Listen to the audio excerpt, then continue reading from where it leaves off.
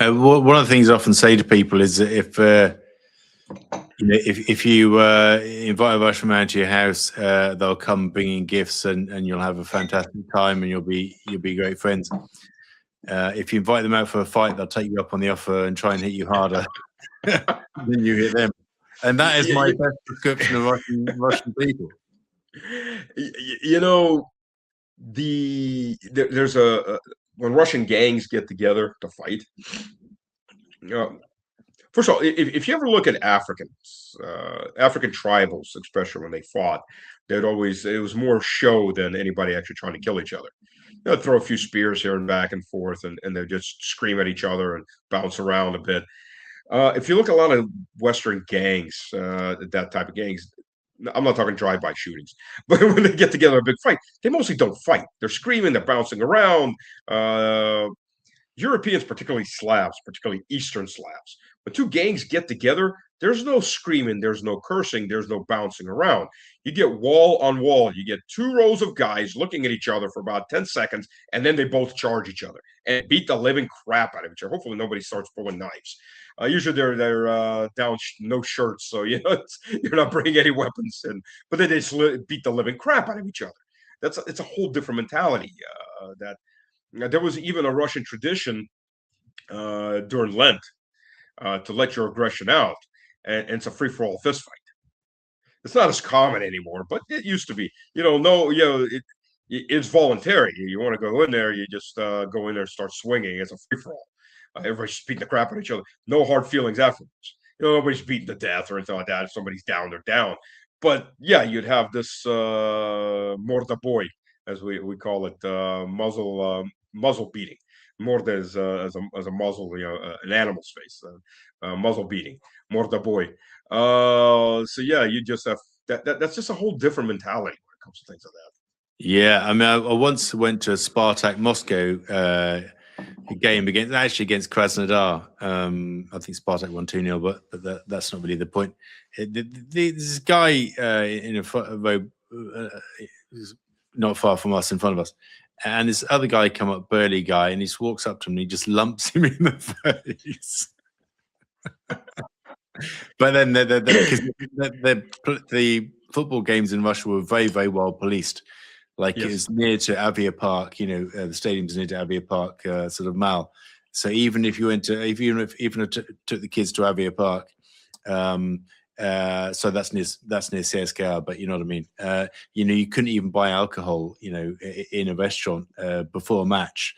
The stadium were alcohol free, and the police were straight in. Is actually incredibly well policed. But yeah, the fact they just came up and just lumped him straight in the face, it's like there we go.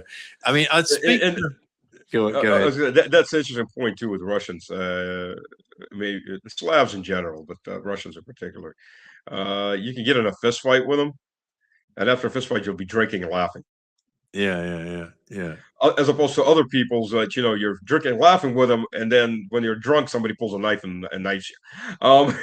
That does not happen with Russians. The fighting gets done first. You got problems. Then everybody's relaxes. Okay, fighting's done. Everybody's shown who's got the bigger cock. Now we can go drink. Yeah. Well, when I first we weren't fighting, we were talking, but I met this kind of contact of mine at Gazprom, and he was actually a Soviet diplomat, and then he retired, and he got this really good international affairs job with Gazprom. He used to talk to the MCs because he could speak MC language, right? So as one of the first people I met, we went to this kind of Korean restaurant just across the river from Gorky Park, actually, and we got fucking slammed, sorry for my language, with vodka and kimchi and zakuski, and obviously lots of Korean food. And it was a right old slanging match where he's saying we don't give a crap about what's happening in the Donbass, and we're saying, why are you so interfering in Ukraine? And I wasn't saying that, but the person who introduced me to him was a member of my team, actually. And it was a right old shouting match. And in the end, we shared a taxi back, and we all pissed, with alcohol, and we all gave each other hugs at the end. He said, yeah, we should meet up for dinner again soon. I really enjoyed it. Yeah, it's a different, it's a very different mentality. But it's certainly one that Western people just don't get. I mean, they don't get the kind of hustle and bustle and the elbows out, kind of at times quite confrontational, style of doing business. Right in Russia, I just think we all say prim and you hurt my feelings, and if you say something that's slightly off, but you have to get in amongst it if you want to really understand Russia and engage with Russian context. In my experience, Yeah. I was talking to Fyodor Lukyanov the other day, who I think is probably one of the more moderates on the kind of intelligentsia side of Mhm.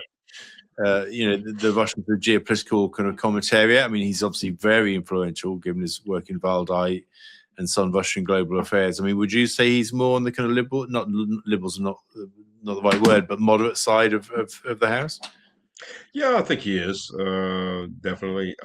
There's a whole range of different on the I won't say conservative but hawkish, and there is a liberal element still in Russian government too. That's mostly the financial sector, Yeah, not yeah, yeah, necessarily the economic sector, but the yeah. financial sector, the central bank. Interestingly enough, not the Ministry of Finance. They actually hate the central bank. I'm anti-central bankist. I think they've been Yeah, a no, I know. disaster for the last Well, 150 I years. have a man crush on Elvira Nabiulina, so just saying, let's not fight about it. Or if we do, let's Yeah. have it after.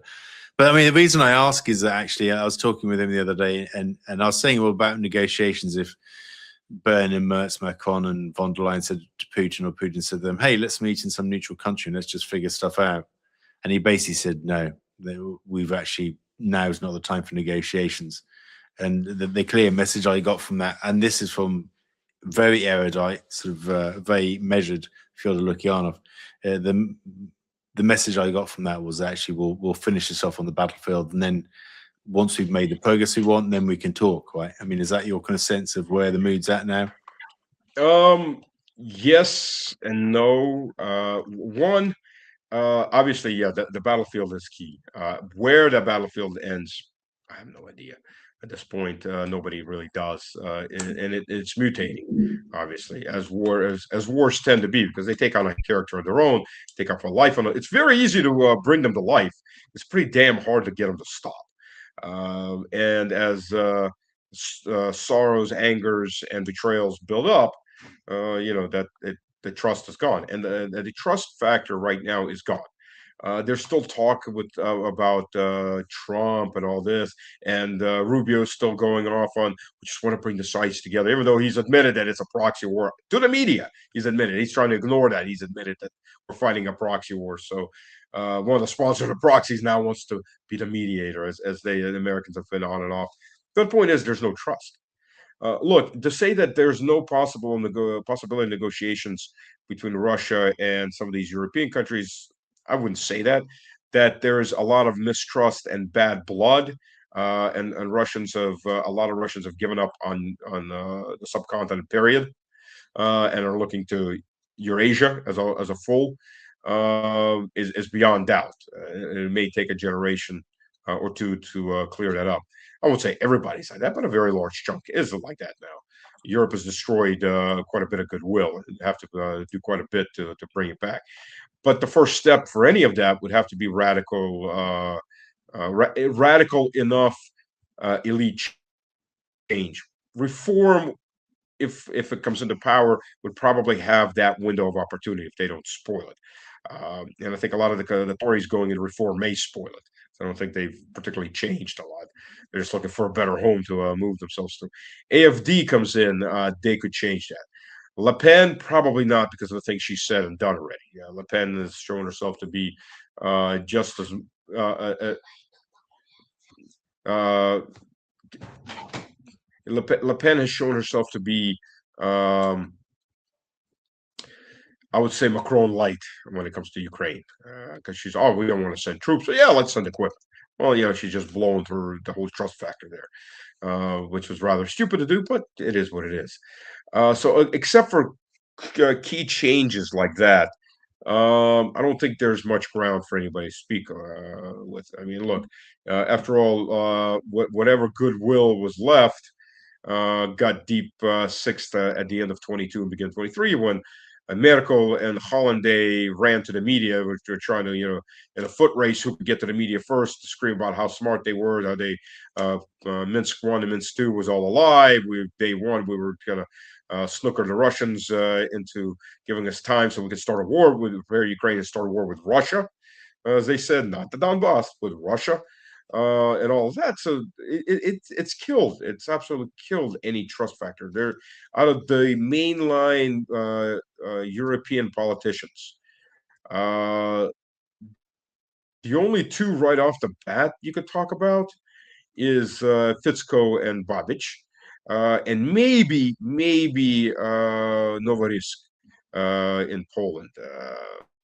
I may be mispronouncing his family name, Yeah, but Poland seems to be starting to back off, and it actually has an open conflict with Ukraine. And from the Russia standpoint of view, if Poland takes those western provinces that it held for a while, takes them back, we don't give a damn. Let them deal with the Banderites. It'd just be easier that way. And same for Hungary and Romania and Moldova and Slovakia. So mm. that's the view there. But otherwise, who do you trust? I mean, between the Americans, the EU Parliament, and on down to the individual provinces of the EU, it's hard to call them countries these days. Yeah. Who do you Well, trust? yeah, indeed. I mean, on the trust thing, I mean, you're right. I mean, I prefer to say confidence rather than trust, although confidence is also a problematic term in many ways. I mean, there is no trust, but there hasn't been any trust since 2014. I remember having coffee with Russia G20 chairper, the lady that sits behind Putin at the G20 meetings, handing him notes of what to say during negotiations. Svetlana Lukash, really, really smart, really, really nice kind of person. And this is 2014, and I think it's late. I think it's after I think it's the Brisbane G20 summit when Tony Abbott said he's going to shirt front. Do you remember this? He's going to shirt front Putin. Yeah, I remember that. Somehow he didn't do that, did he? Now, no, he didn't. No, not only did he not do that, they had a photo op cuddling a koala. That's what they did. Really? Look it up. Was a koala named Putin? Well, I don't know. Vladimir the koala. Who knows? But I mean, I said, oh, this is just it's embarrassing when people kind of showboat like this to the cameras. Do you think we can ever get back to some sort of normal, healthy kind of dialogue, between Russia and the West? And then about 12 years ago, she said, no, all the trust is gone. And that was then. So yeah, but I mean, it's just ultimately people have to talk whether they like it or not. I'd say diplomacy isn't about friendship, and I think the point that Lukyanov was making is that we're just not going to talk right now, and that's why I sort of took the message that actually we'll see how Ukraine feels as the winter approaches, and then maybe we'll be ready to talk a bit later on. I think that's essentially the message I took from that. I think there's a bigger step than that. It's not how Ukraine will feel, because believe you me, Zelensky doesn't give a damn about how many Ukrainians die any day. As long as he's making money, as long as that cabal is making money, they absolutely don't care. And the West doesn't care either, because part of it is all the loans and the credits that are backed by Russian reparations, which is a fantasy. But as long as they can keep the fantasy going, they can use them as leverage for any loans, collateral. So they're in it for the long run, to the last Ukrainian. I think the conversation and the leverage is going to happen when winter comes to Europe, to the European Union. Fuel shortages are here. And if you look at Germany, this is the time that they're, and the French, particularly the Germans, so this is the time they normally fill up their underground storage facilities with gas, and they have to get to the European Union was holding something like 90%, 92% is the state. They'll be lucky if they get 40. I mean, that's the reality of it now. Winter's going to come. Winter's going to crush a lot of the little people, if you want to put it that way. The big people, they don't care. If their electric bills go up tenfold, it's nothing. But the little people, that is the actual muscle and bone and blood of any society. Yeah, your electric prices go up fourfold. You're wondering, do you feed the kids? or do we warm the house and unfreeze the pipes? That's the point that you get to after a while. Yeah. But I think Europe is facing that reality. Trump is making sure Europe is going to face that reality. Yeah, I mean, I think we've discussed before. I've said for a while that actually Russia is also using attrition against Europe, not just economically but also politically, in terms of the kind of fractures that will emerge. Yes. But yeah, let's see what happens. I mean, no one on this side of the kind of Iron Curtain, wants is invested in seeing the war end. But let's see how we feel come winter time. But until then, we'll speak before winter, I'm sure. But for now, Stas, thanks so much for spending the time today. It's always insightful. Glad you got back safe and sound from Napa. I really must try and go at some point. I'm going to Sochi Yes. at the end of September, as you know, but maybe Napa will have to wait. But yeah, until next time, thanks so much for joining us today. Thank you, everybody, for watching. Wherever you are in the world, whatever your nationality and religion, I wish you very much peace. And Stas, let's do this again soon. Absolutely, and hopefully, I think you were coming end of August or beginning of September. End of September. End of September. So end of September, we can do this over a beer or a couple pints. I know a couple of good places. and Napa is worth going. Sochi is best not in summer. It's 100% plus humidity. So yeah, during the summer, I was going to say Napiomsia, Raspberryomsia. Napiomsia, Raspberryomsia. Yep, absolutely. There's not much to Raspberryomsia. There's not much to decide. Just what's next. What's the next round? Cheers, mate. Bye for now. Cheers.